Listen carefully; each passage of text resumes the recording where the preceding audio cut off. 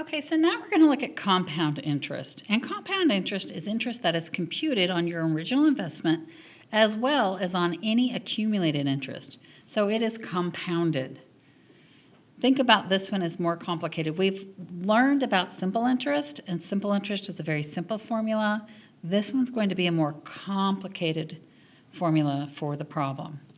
So for formulas for compound interest, after T years, the balance, which is A, in an account with a principal of P and an annual interest rate of R, in decimal form, is given by this. So A is your amount in the account after T years. P is going to be the principal, the sum of money you invested. R will be the rate in decimal form, not percent. T is the time, the length of the investment, and it'll be in years. And then N is the number of compounding periods per year. So the accumulated value is the value of the money that accumulates over time. So that's your A. That's the amount in the account after T years. The number of compounding periods per year, this is something you would need to know. So annually, think about annually, it happens once a year. So we have annual flowers that bloom up each year. You have to annually plant them, kind of thing. You have an annual sale. Christmas happens annually. St. Patrick's Day happens annually. The 4th of July is annually. Those are once a year type of things. Semi-annually, think about a semicircle, a semi-truck. That means there are two parts. So there will be two. Quarterly, you can think about 4 quarters in a dollar, 4 quarters in a football game, that kind of thing. So quarterly is going to be 4. Monthly, we should all know that there are 12 months in a year. And then weekly would be 52. So we are going to do example 1 here, and we're going to find the accumulated value of an investment of $10,000 for 5 years at an interest rate of 5.5%. And then we're going to do it 3 ways there. So here we go. So our formula, again, is A is equal to P times 1 plus R over N raised to the NT. So we need to know what we're looking for the accumulated value, so we're looking for the A. So we need to know what P is, what R is, what N is, and what T is. So we can plug them into the formula. So find the accumulated value of an investment of $10,000. The investment, that is your principal. That's the amount that you invested, deposited for 5 years. That's my T. At an interest rate of 5.5%.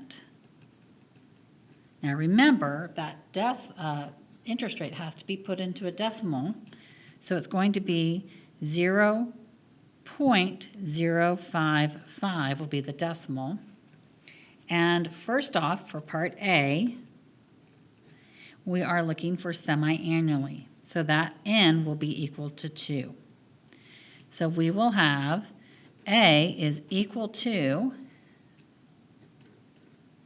10,000 times 1 plus 0.055, and you can put the 0 in front of that decimal if you want, divided by 2, raised to the 2 times 5. Now, we're going to put that into the calculator here. Let's clear that out. So we have 10,000. Make sure you get enough zeros. A lot of times there's errors because you don't do the right number of zeros. Parenthesis, 1 plus 0.055 divided by 2, close the parenthesis. Raise it to the power is the little rooftop key here, so you need to use the rooftop there. Looks like a rooftop. It's called the caret key. And then I get a box on my calculator. So if you get a box, you're good. You can just put in 2 times 5. If you don't get a box, you're going to have to put a parenthesis around that, or just take and put in 10, because that's what 2 times 5 is. And we will get 13,116.51. We're always going to do 2 decimal places because we are talking about money. You need to make sure you practice putting it in the calculator correctly, because otherwise you will not get the right answers. So 13,116.51. So that is our answer for n equal to 2. We're doing the n equals 2 here. All right, so this was part A. Part B, we are doing it quarterly. We're using all the same values. So for part B, I'm just going to write now that n, if we're doing quarterly, n is equal to 4. Because all the rest of it will be the same. We're using the same formula and everything. So A is going to be equal to 10,000 times 1 plus 0.055 divided by 4 raised to the 4 times 5. So, same question, I'm just changing the compounding periods. And this way you can kind of see what's going on. So again, we're going to put it into our calculator. And make sure you change both of the 2's. If you're using very similar stuff, it can cause you to, oopsie there. Let's get you where you can see. So 10,000, parenthesis, 1 plus 0.055 divided by 4, close the parenthesis, raise it to the power of 4 times 5. And we should get 13,140.6. Now that 5 after the second 6 will cause us to raise up the 6 to a 7. So we're still using our rounding rules that we have learned. So 13,140.67.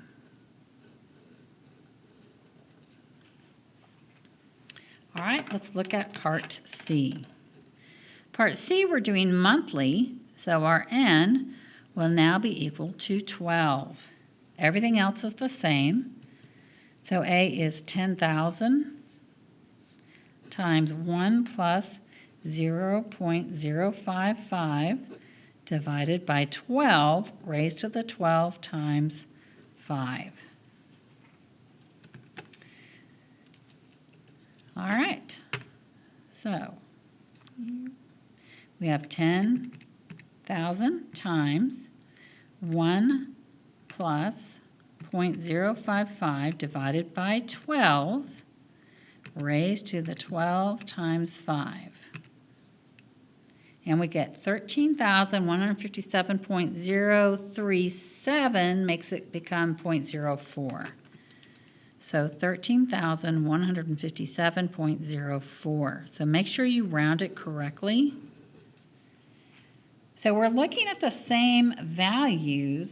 We put in the same investment. Let's look at the money that we have. Here we made 116. Here we've got 140, and here we have 157. If you notice, as the compounding periods went up from 2 to 4 to 12, we get more money in the account. So be aware that usually the number of compounding periods are going to increase the amount of money you make because it is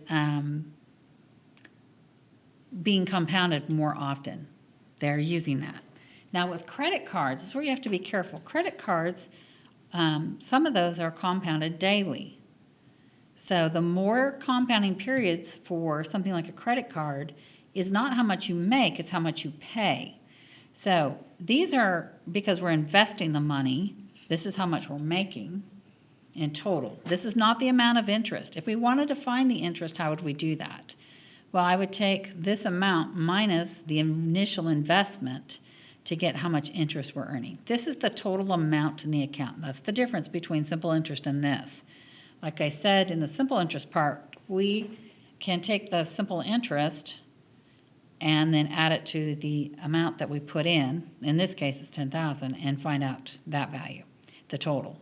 Here we can take the total minus 10,000 to figure out that our interest would be $3,140.67. But what I want you to notice is the more compounding periods, the more you earn in this case. But if you're paying like a loan, The more it compounds, the more you will pay on the loan. So this gives you a little bit of awareness into finances.